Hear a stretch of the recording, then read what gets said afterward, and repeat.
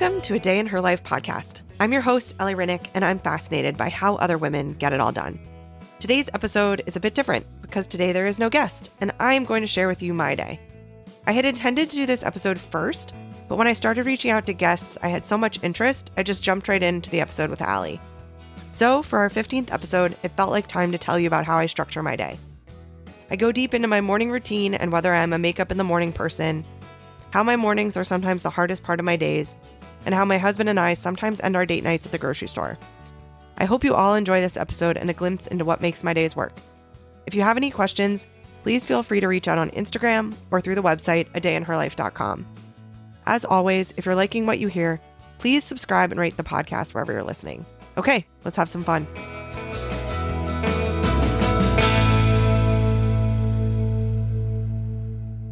All right, welcome to A Day in Her Life podcast. I'm your host, Ellie Rineck, and today's episode is all about my days and what my days look like because I ask our guests what their days look like, and I might as well tell you what mine look like. All right, to kick it off, my name is Ellie Rineck. I live in Milton, Mass. with my husband and our two kids, a son, Foster, who's 4.5, and a daughter, Hazel, who is 1.5. We also have a dog named Baker, who is woefully the third wheel at this point, but we love him dearly. I work in project management and implementation at a patient experience company in healthcare. I have been in healthcare since I graduated college in 2010, thinking I was going to be a doctor. I got into med school and decided didn't want to do it. And so I've been doing some tangentially related IT thing ever since. And on the side, I am also a NAP certified mom support group leader. So I host support groups for moms, new moms, veteran moms, working moms, toddler moms, to talk about different topics and kind of share, build community, build education, etc. I was drawn to do that when Boston NAPS, or NAPS as they're probably most known now, Emily and Jamie reached out sharing this program last year, and it was the right time. I'd had a daughter about half a year ago, and I was ready to do some other things and really excited by the opportunity to share with other moms. Anywho, and then I started this podcast in April of this year. I had an idea one day and the URL was not taken, so adayinherlife.com was available, and I figured it was kismet. The podcast is weekly, so if you've been listening for a while, you know that we usually have a new episode every week in which I interview women about their daily lives. The goal being to normalize that our days can be great. They can also be really tough. I think we all see the Instagram version of everyone's days, and I really wanted to hear from everyday women what their lives were like and what the everydays looked like. I think we need to normalize that it can be pretty monotonous or it can be awesome. And there's a wide range in there. So why don't I jump right in and tell you about my days? So mornings, I will give you kind of a general, but then I can kind of tell you what today looked like. So typically I get up between 6:05 and 6:20. I set an alarm. I have it set on my phone so that at night it does the now is time to go to sleep on your Apple devices. And my wake up time is either 6:05 on Tuesdays and Thursdays or 6:20 on Monday, Wednesday, Friday. I am not a morning person, so it's really hard for me to get out of bed. I really, really hate getting out of bed. And sometimes I snooze. I think Meg Hall shared a link to a Mel Robbins video where she was describing how snoozing is like tricking your brain or something like that. And so I try to think about that when I'm struggling to not want to get out of bed and wanting to snooze. So I really try to not snooze in that time and just really get out of bed. I roll out of bed. If it's a shower day in the morning, I will shower then. If I know I'm going to work out, I'll shower later. I'll go into the bathroom, do my face routine in the morning is Vintner's Daughter and the Vintner's Daughter oil, so the toner and the oil. This is a holy grail desert island product for me. I've been using it for years and years and years, and I just absolutely love it. Next, I pop in my contacts and brush my teeth, throw on some clothes. I am not a person who typically gets dressed in the morning. I work from home now. I will often wear spandex, an athletic skirt, some sort of a t-shirt or tank top, and just get some clothes on my body in order to go downstairs. I often wonder what the other parents at daycare think about me because my outfits can be very laid back. But I am not a get dressed morning person. I'm also not really a put on makeup in the morning person at all. Once I'm downstairs, this is new for me after hearing from so many women that having some morning time really helps. I have been trying as well to incorporate that into my day. So I try to get downstairs at least 30 minutes before my kids get up. Do I do anything productive with that time? Not always, but it is nice for me to have that time. I get downstairs. Recently, I've been making a glass of the athletic greens or AG1. Jess Klein talked about that in her episode. I think a bunch of other influencers and people on social media have talked about it, and I've been curious about it. I have been liking it. It doesn't taste the best, but I find that I really like having something that I know I'm going to drink. I was doing water with chia seeds and lemon for a while. That was from someone called Time and Honey, who I've been following for a long time. I find that having something I can just scoop in is actually really easy for me. And TBD if it makes me feel like I'm an athletic person, but I do enjoy it. Usually I'm ships in the morning passing with my husband. So my husband leaves for work around 7, usually around 7. Sometimes he leaves as early as 6:30 or 6. So in the morning, we are usually ships passing. He's finishing up the lunches or emptying the dishwasher, which are both huge helps to me in the morning. So we used to have a nanny as few as 3 weeks ago, but our daughter just started daycare. And so the nanny used to empty the dishwasher.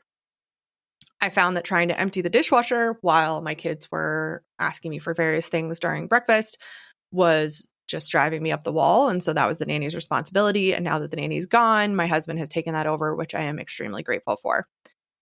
And he makes the lunches, which again, extremely grateful for.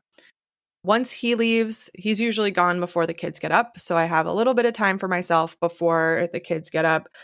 I will sometimes make or get breakfast half ready for the kids.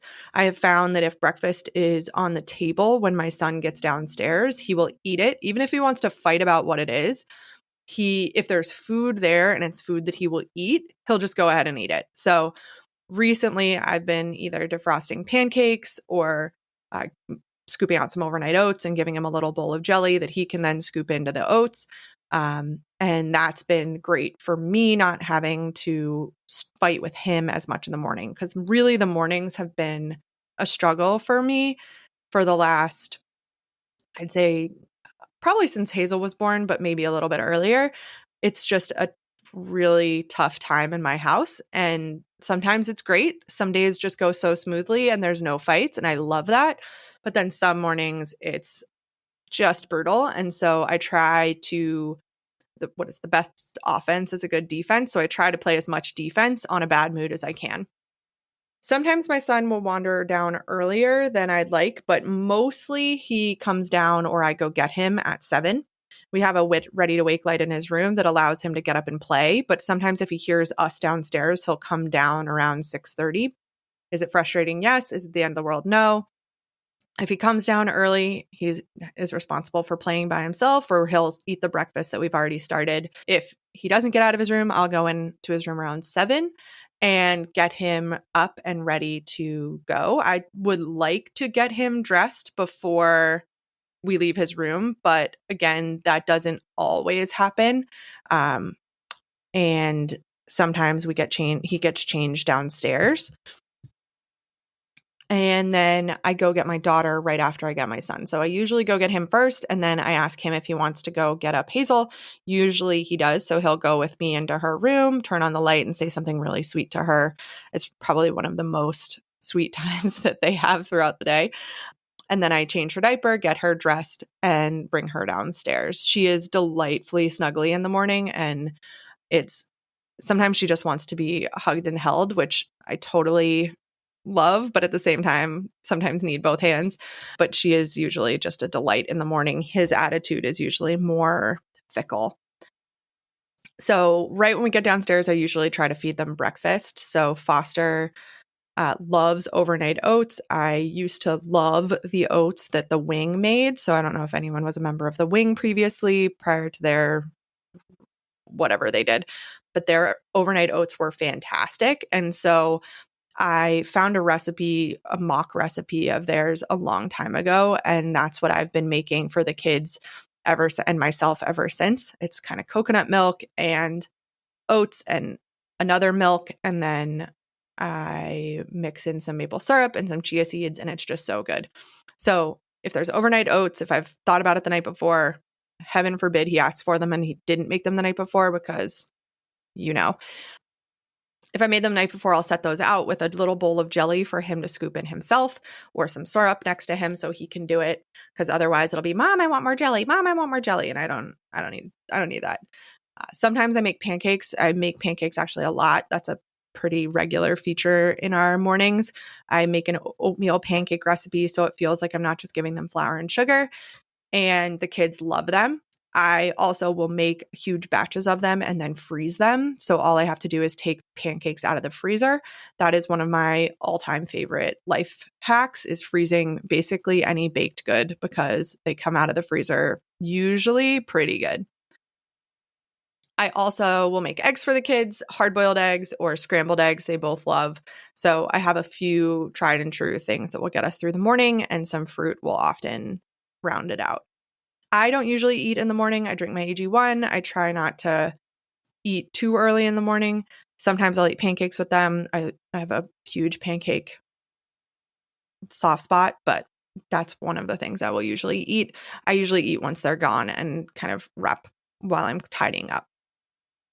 During breakfast, we sometimes call my parents on the Amazon Alexa. So if you have one of those video echoes or whatever, my kids call her and then they talk for a minute and say funny things, and then gives me a minute to not be the entertainer.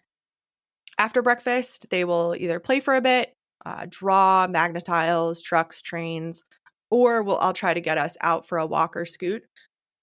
It's really hard to do that when it's hot because none of us enjoy the heat. My son particularly does not like being hot, and he gets really saucy when he's hot. So do I. So sometimes when it's really hot, it's just not going to happen. But I love getting the kids out of the house for a scoot in the morning. It feels so nice to have a little 10-minute, 15-minute walk in the sunshine, and it usually goes really well with the kids. I would say it's about 50-50 in a given week, play in the house and scoot. So it really depends on the day. And my daughter is still in the stroller, but my son is just a monster on his scooter. He loves the micro scooter and just can't stop. It's really, really fun. Our daycare has very defined hours. In the past, I've been at daycares that didn't have specific hours, so you could drop them anytime or pick them up anytime between when they open and when they closed. This daycare, though, is an 8:45. Our specific time window is 8:45 to 4:45, and you pay like very specifically based on your hours. And this is the kind of time that works best for us. But that means I have an hour and 45 minutes every morning with the kids. There are some mornings when we're done with breakfast at 7:30, and I would love to be able to just drop them at daycare and get on with my day, but not how it works. And so usually around 8:30 is when I try to get the kids going in the car so that we're out of the driveway by 8:35 at the latest. Hazel has just started daycare, so this is her third week in daycare. So it's been a transition. She's doing really well and she loves being around her friends, and it's so cute to see her playing and kind of having more socialization than with a nanny. But it's also 2 kids to get to daycare, twice the bags to drop off on a Monday. And so I try to, again, best offense is a good defense. I try to get us started towards the car as early as possible. Getting into the car, so the car from playing or car from scooting transition can sometimes be the hardest part of my mornings. And so sometimes I have to incentivize that for my son. Daycare is only a 7-minute drive, but again, getting everyone in the car and a timing is sometimes chaotic. I drop Hazel in her classroom first. That's my son's preference. And then I drop him in his classroom next. Sometimes there are tiers at drop off, others are totally fine. And these tiers are both for my son or my daughter. Most mornings when I leave daycare, though, I feel like the hardest part of my day is over. I can take a deep breath. I scramble to get home before 9 a.m. for my first call sometimes, but I sometimes like want to pass and high five other parents in the parking lot and be like, we did it. But I do love having a place where I can drop my kids and I know that they are having a great day. I usually get home from drop off by 8:55. Now that our nanny is gone, I sometimes finish tidying the house when I get home in the kitchen.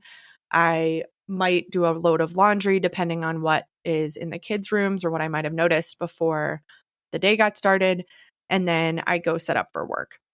One thing to note, so I know that there are tons of different daycare options and tons of different childcare options for folks. We've had a nanny in our house every day for 14 months or ish since I went back to work at 3 months, which maternity leave, whole nother topic. And there are some really great benefits about having a nanny, like laundry or household chores if you worked them into your contract. But there's also something to be said for getting home and having a quiet house and not a single other person in it for the rest of the day. My husband rarely works from home anymore. There was a really long stretch where he worked from home during COVID and then kind of the post having a child phase. But now it's really nice to have the quiet house all to myself. And I know that when I tidy, it will remain tidy until the kids get home. So something to be said about that. As I said, I work in patient experience and doing implementations and project management. So the majority of my days are spent in meetings, both internal and with clients. And then the free time that I have, I try to spend doing longer term projects that I've had on my radar for a while that I might not have had the time to prioritize. I have a walking desk and I love my walking desk. I definitely don't use it as much as I would like to use it in a given day. I would like to spend a lot more time walking on it, but sometimes I find it hard to type while I am walking or to write while I'm walking. So it really is specific meeting types where I really like to use my walking desk. I do try to use my standing desk at least once a day, but I do often find myself sitting for the majority of the day, which kind of sucks. I do try to get some chores or other things done during the day, during a break in meetings, or if one ends a few minutes early. I also try to schedule time or make time to take my dog for a walk or do some Pilates. I find that Pilates is really great for my body and something I really like. And I will try to schedule that or the dog walk into my schedule. But those are also the first things to drop if something like that comes up. For lunch, I have been trying to make myself something to eat because if I don't end up making something, I end up grazing. And that's just not a great feeling. And it doesn't make my body feel full or happy in the end. And so recently I've been eating a slice of turkey wrapped around a piece of cheddar cheese with a slice of apple and some arugula on it. I think I saw this on Cara Chambers' Instagram in one of her stories, but it's been a good thing that I can know that if I buy deli meat, cheese, and an apple, I can have lunch for the week. And so I've been trying to do that. I usually make about 3 to 4 of those and then eat those at my desk. I know, I'm sure there's something somewhere that you shouldn't eat at your desk, but whatever. I also forgot to mention this, but I don't drink coffee and all I drink is iced tea. And so after I've had my AG1 and I've taken my probiotic, I will have my iced tea in the morning. So usually I do that before I drive the kids to school. I make myself a big giant cup of iced tea. I make iced tea in a gallon container twice a week, depending on the week. And I just kind of open the spigot in the fridge, fill up my glass, and I have 2 glasses of iced tea a day. If I have more than that, I sometimes get a little jittery. If I have less than that, I am not a happy person. I am very, very specific about my iced tea. I use the bergamot iced tea from Mem Tea. If anyone has been to the Thinking Cup in Boston, that's the tea that they make. And I used to work, I had an office building right around the corner from there. And I would literally go and get an iced tea from the Thinking Cup like 3 times a day. And finally, I realized that was an unsustainable habit, as one might know. And so I buy a box of 24 of the gallon-sized iced tea pouches I probably buy 2 boxes every half of the year, but one box is like $50. So it's really not that much. And it makes 24 gallons of iced tea. And then if you divide that by the number of cups, it's like pennies on the dollar to what I was buying for a $3.76 glass of iced tea at the Thinking Cup. Anywho, long tangent, iced tea is my favorite. All right. How do I wrap my day? So I usually wrap my day around 4:30 if I need to get the kids. I will often wrap later if my husband is going to get them. He tries to be home by 4:30 to get them every day, but I love going to get them because they're so sweet and funny at pickup, and seeing my daughter when she like runs to me is just such a delight. And my son is also a delight when he gets excited too when I pick him up, but it really depends on the day. I also like having the time alone to get dinner ready while my husband's getting the kids. So it goes both ways, and it depends on kind of what the week is looking like and what my schedule for work is like as well. If I pick up my kids, I do try to bring my son a snack because sometimes he can be a trip if he doesn't eat. But I think that's all of us when we're hungry after a long day of school. After school, we do a number of things. So usually we do a snack first and then hang or play out back inside or go for a scoot or a walk. Or in the summer, we've been going to our neighborhood pool. I do my best to start dinner by 5:30 so that we eat by 6 or 6:15 at the latest. It really depends on what we're having for dinner and what our plans are there. I love cooking and I love meal planning. I just don't love cooking when my children are screaming at me or at each other. So it's really helpful for my husband to run interference with the kids while I cook, take them for a walk, or play with them in the other room. I meal plan on Friday evening or Saturday mornings usually, and try to go to the grocery store on Saturday mornings when we're home. That way I have all the ingredients for the week. I can usually make some more intricate meals on Saturday and Sunday. And then I have some pretty either leftovers or some really easy things for the week time meals. If it's a weekend where we're out of town or we're at my parents', I will usually do the grocery shopping and planning on Sunday, which feels condensed to me. Either way, if we're being honest, I usually forget at least one item and end up having to go back to my grocery store. So that's all I can say about my meal planning is I am a pretty forgetful meal planner, even though I like to do it. Last night for dinner, we had burgers and fries. Recently, we've been doing a lot of grilled brats or dumplings from Dumpling Daughter. I have some stir fry recipes that we really like, or some go-to taco recipes. We don't often do takeout. There aren't a ton of options nearby other than pizza that deliver. And I find that if I'm going to get something, I want it to be really good. And I just don't feel like we have the caliber of takeout near our house to justify it on a regular basis. We eat dinner together most nights. I try my best to make only one meal for the whole family. If I know that something isn't going to work for the kids, if it's too spicy, if I just know that that's not something they want, I will end up making chicken fingers or fish sticks for the kids. And regardless, whatever I have made for dinner, that's what's for dinner. So I'm not a short order cook. If my son sits down and he says, I didn't want the chicken fingers that you made, I will give him an option that's safe, like a piece of toast or something, but I'm not going to go then make him a pizza or something like that.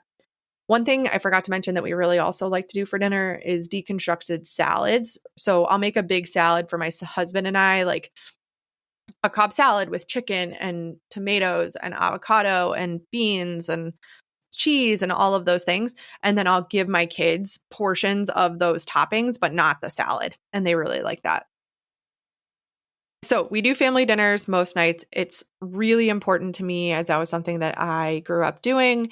And I really love sitting down with the kids. But I will be honest that it's also sometimes really stressful to sit down at dinner and one of the kids is always wanting something, water or a napkin, and you forgot to get it. So you got to get back up and get back up and get back up. But for the most part, I'm really glad that we do it every night. And it's a good time to sit down with the kids. We can rarely have an adult conversation. So that's cool. But I do love that we try to make the time. Having an adult conversation, though, just not possible. Usually we go around and say what we're grateful for. So my son is usually the one that we want to hear from, and he'll ask us what we are grateful for too, which is really a sweet moment to hear what stuck out to him in the day. And then either my husband cleans up or I clean up, and the other handles baths if they're needed, or plays with the kids, or we double team the cleaning up if we need to. We are not people that bathe our kids every night. I don't have the time for that, and they don't really like it. So that's not a battle I'm willing to fight. And then it's bedtime. And so Hazel goes to bed by 7. I try to get her upstairs by 6:45, get her, if we do a bath, then PJs, read a book, and bed. And she's the easiest. And then Foster goes to bed between 7:15 and 7:30. You know that my daughter's tired if when you're leaving her room, she says night-night, and then just like she never fusses. Foster, we allow him to play in his room. So we get him changed, we could do stories, and then it's his turn. He can play in his room and do whatever he wants. And then he's responsible for turning off his light and putting himself to sleep when he's ready.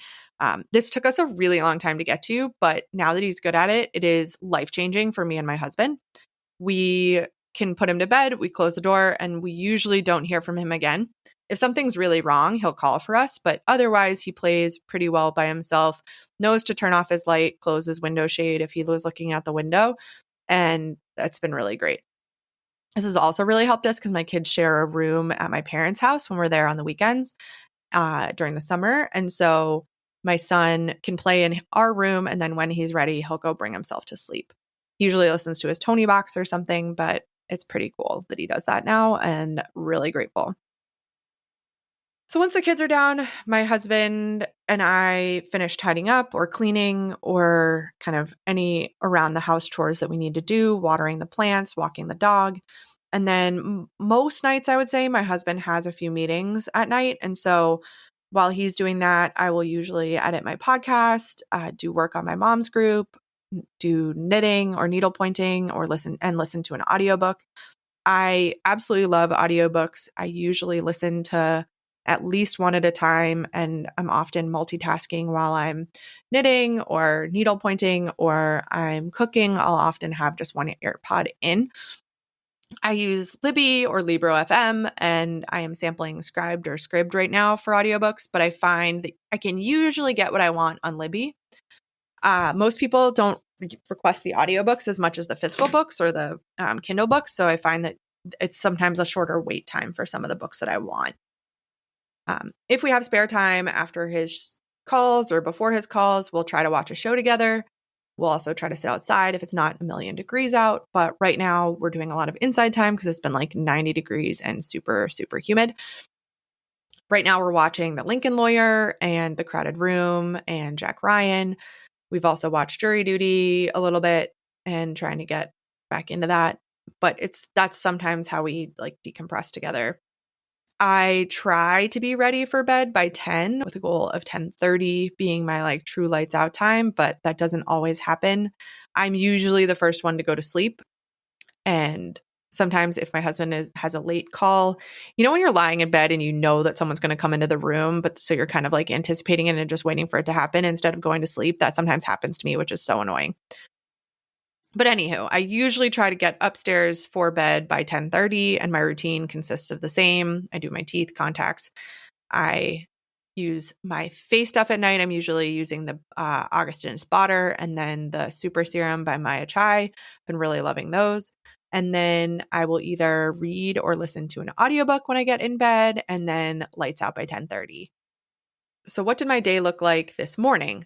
So this morning I woke up at 6:05. I did not want to get up, but I did. I tried to snooze my alarm, and then after about 2 minutes decided I should just get up and really just go for it. So I got up, I got in the shower, I finished my shower, got dressed. I'm wearing a pleated athletic skirt and a top from Athleta, and then started making pancakes. So we were leaving this weekend, so I knew that I needed to clean out my fridge. We had some buttermilk that was going to go bad, so I made a double batch of our oatmeal pancake recipe. And got those ready to go and heated up the griddle before I went and got my kids. They both got up at 7. My husband was here this morning, so he actually was able to get my son dressed before he brought him downstairs. I went and got Hazel and then Foster and immediately wanted his overnight oats. So he started eating while I just made the pancakes. And Hazel ate pancakes and overnight oats. Then we had a ton of time this morning to hang around. They were both done at breakfast at 7:30. And so I actually cut my daughter's hair because her hair was looking super straggly in the back. And I wanted to fix it before we have some family photos coming up. So I trimmed her hair this morning, which is not a normal everyday behavior. While my son drew, I print up a lot of I'll Google fire truck printables and I'll just print up a bunch of those for him. He was drawing and we listened to the song Diane by Cam about 10 times. That's their current favorite right now. And Foster danced. We had a good time. I read to Hazel and then I got everyone in the car by 8:35, only to realize that I forgot 2 critical elements of my son's drop-off kit, his sweetie and his stuffy. So I ran upstairs, grabbed the stuffy and sweetie, and we were out of the driveway by 8:41. I did get to daycare at 8:44, so that was actually a really quick drive. So maybe the drive is shorter than I think it is, but it was a quick drive today. But I get into the parking lot and there is literally no other parents dropping off a kid. And so I had one of those moments where I was like, did I miss something? Is school closed? It was not closed. It just happened to be that there was no one else dropping at that time, which is weird because usually there's tons of people dropping at the same time. But anywho, that was my morning.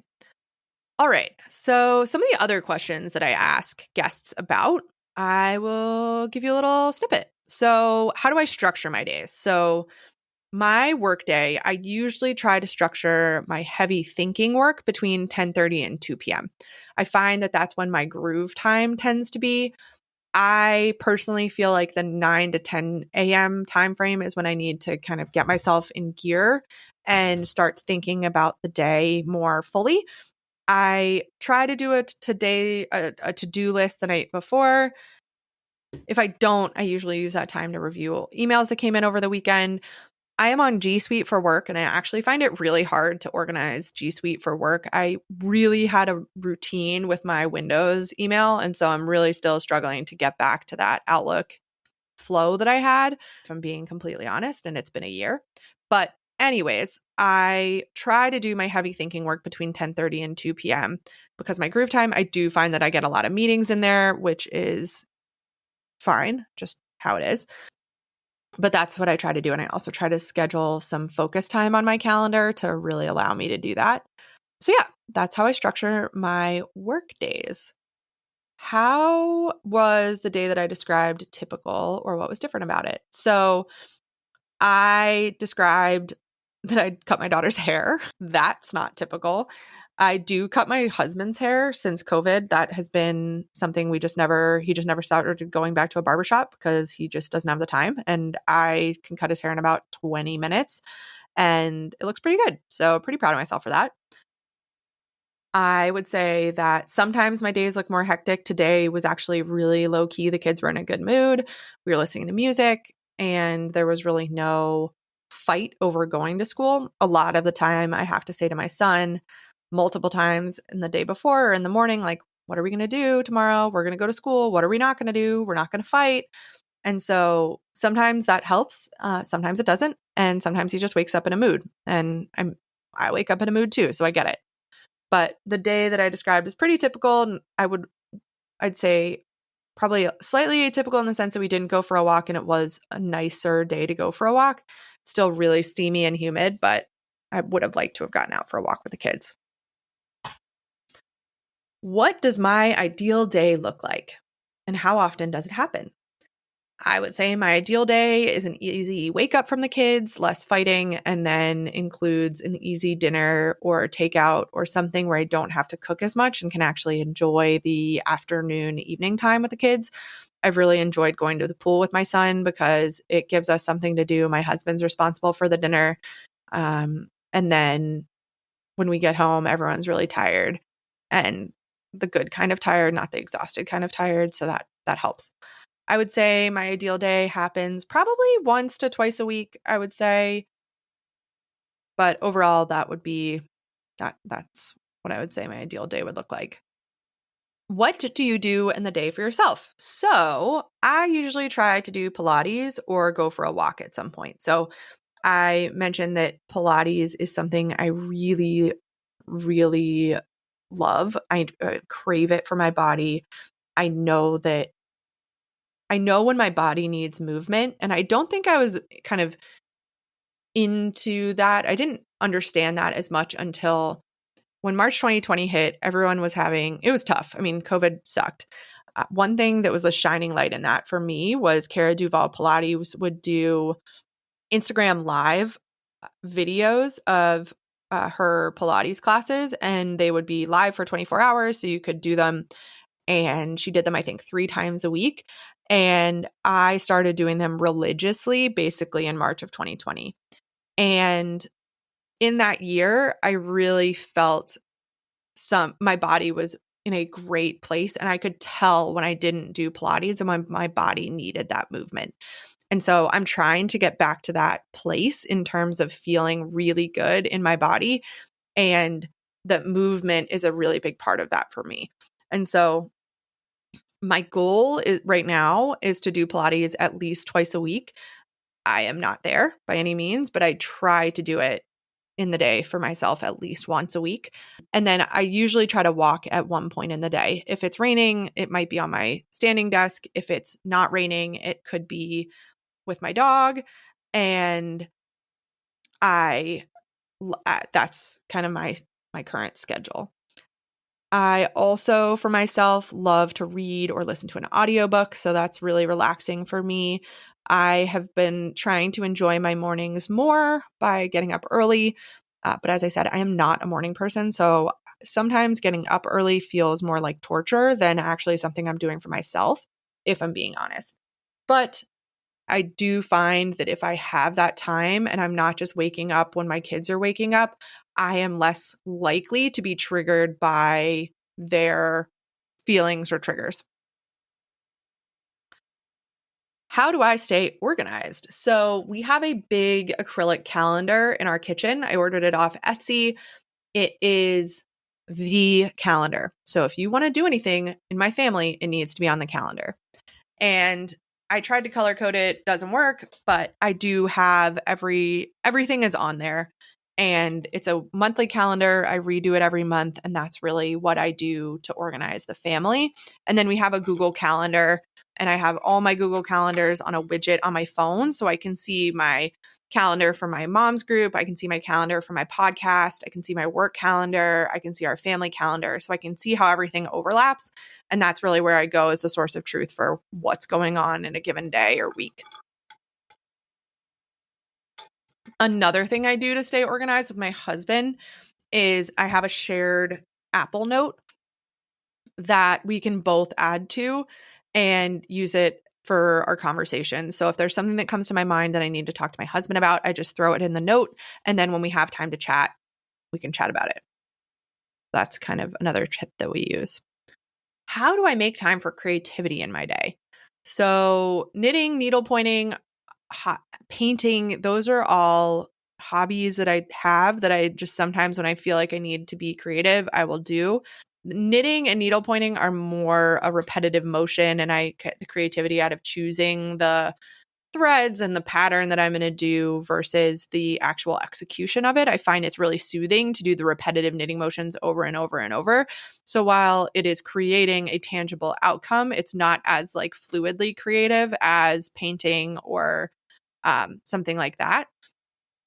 I really love making things with my hands and having a tangible outcome. I think that's something my mom always did, and as evidenced by some of her crafts that are all around my house.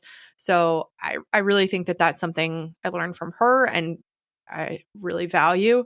I think cooking fits that creativity for me sometimes. It depends.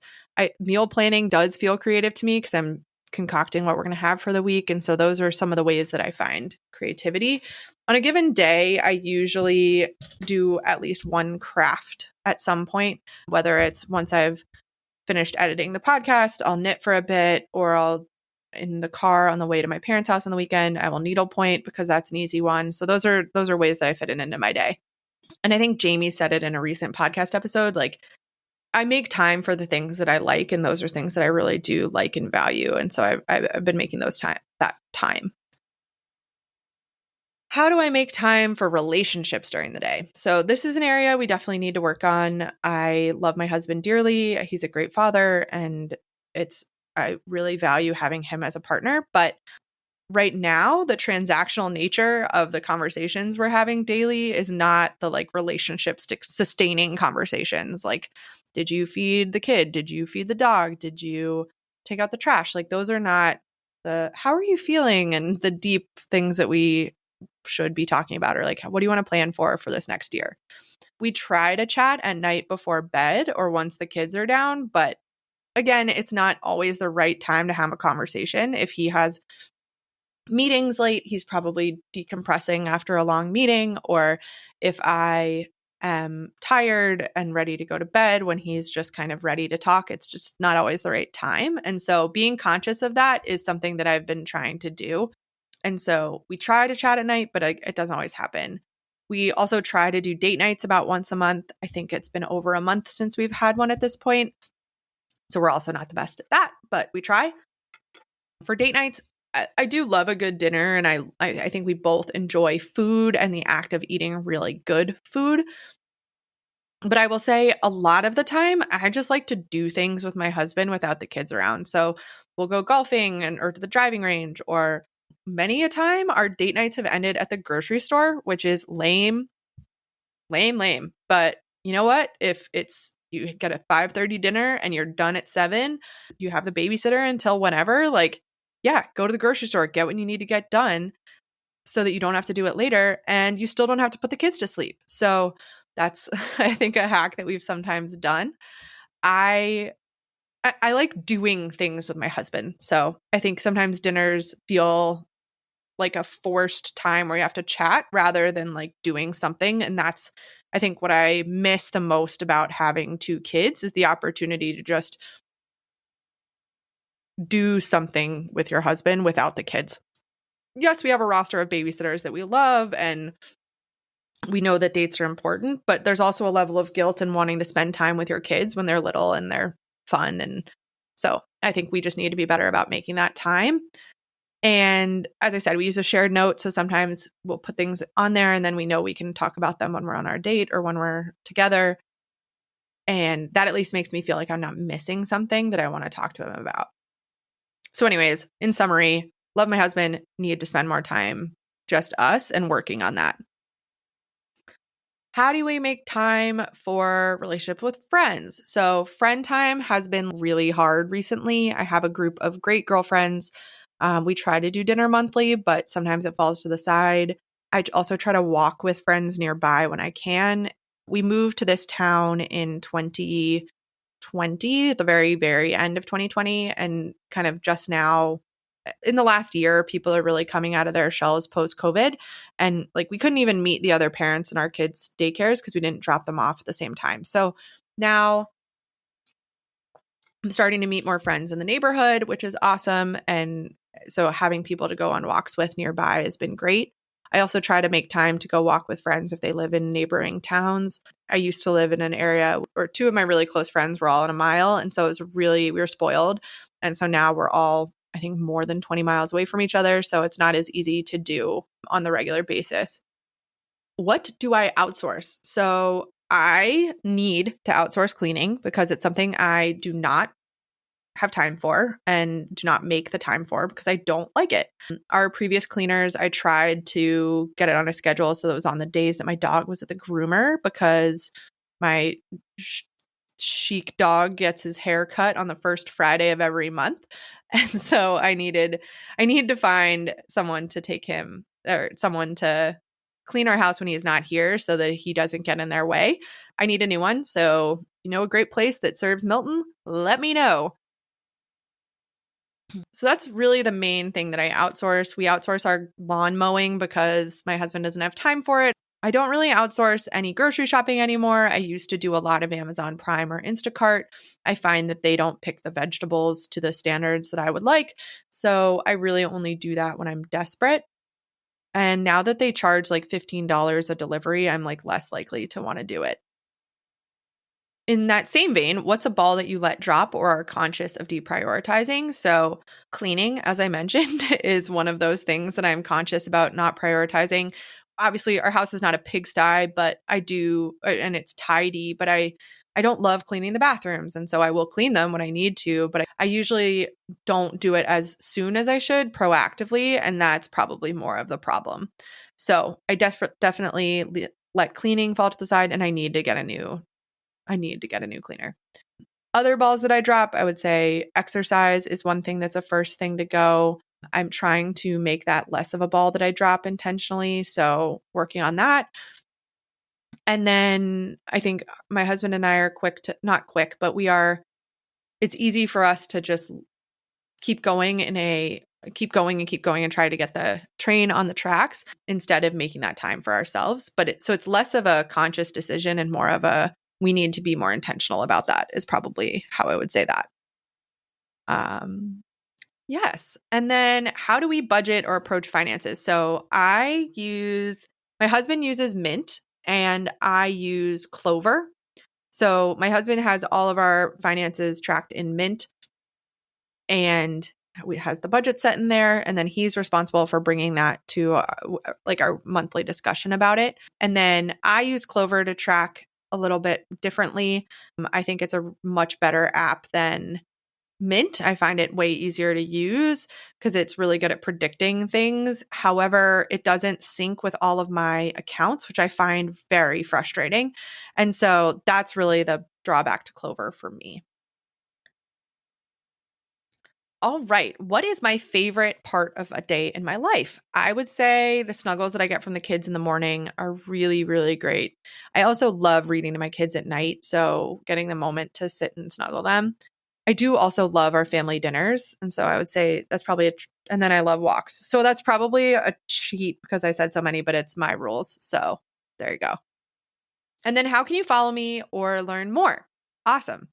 If you are here, you have found the podcast. So I would love if you would subscribe and give the podcast 5 stars. It really, really helps to increase listenership and it's so important. So if you wouldn't mind, I would really, really appreciate that. You can follow us on A Day in Her Life pod on Instagram and adayinherlife.com. If you're interested in new moms groups and are local to the Milton area or know friends that are, my moms group is we.r.moms.together or momstogether.co. And you can learn more there. And that is a day in my life. Thank you for joining today. And I really appreciated the opportunity to give you a glimpse into my day. And I will talk to you soon.